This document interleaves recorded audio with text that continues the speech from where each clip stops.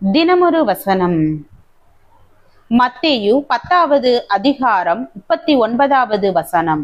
தன் ஜீவனை காக்கிறவன் அதை இழந்து போவான், என் நிமித்தம் தன் ஜீவனை இழந்து போகிறவன் அதை காப்பான். விளக்கம். டோமினோஸ் என்ற ஒரு விளையாட்டை நீங்கள் அறிந்திருக்கிறீர்களா? நான் சிறுவனாய் இருந்தபோது நேரத்தை கழிப்பதற்காக அதை ஆர்வமுடன் விளையாடுவேன். சில நாட்களுக்கு முன்பு நான் ஒரு குடும்பத்தை சந்திப்பதற்கு சென்றபோது அதை ஒரு சிறுவனும் அவனுடைய தாத்தாவும் விளையாடி கொண்டிருந்தனர். அது என்னுடைய பிள்ளை பருவத்தின் நினைவுகளை அலையலையாக என் கண்களுக்கு முன்பாக கொண்டு வந்தது. டோமினோஸை குறித்த வழக்கத்திற்கு மாறான காரியம் என்னவென்றால், நாம் இழப்பின் மூலம் வெற்றியடைய முடியும். நீங்கள் வெற்றி பெற வேண்டுமென்றால்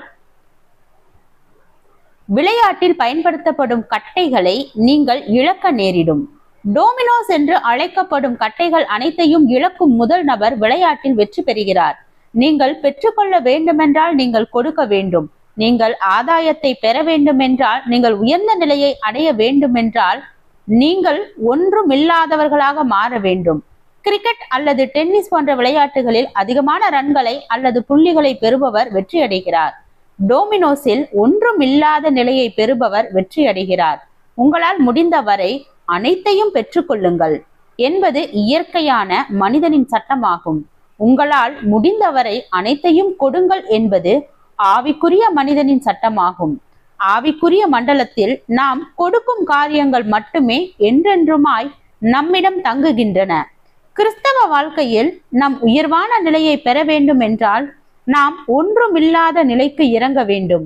தானிய கிடங்கில் சேமித்து வைக்கப்படும் தானியங்கள் கெட்டு போகின்றன. ஆனால் நிலத்தில் விதைக்கப்படும் போது அவை 30, 60 அல்லது 100 மடங்கான பலனை அளிக்கிறது. கோதுமை மணியானது நிலத்தில் விழுந்து சாகாவிட்டால் தனித்திருக்கும்.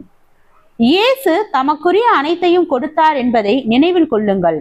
அவர் நம்முடைய முன்மாதிரி. ஜெபம். தேவனுக்கு ஸ்தோத்திரம். தேவனே, நாங்கள் எங்களுடைய வாழ்க்கையில் தேவ ஐக்கியத்தில் நிலைத்து இருப்பவராகவும், சரியான வழியில் நடப்பவர்களாகவும், வேதத்தை பின்பற்றுபவர்களாகவும் வாழ கிருபை பாராட்டும். ஆமென்.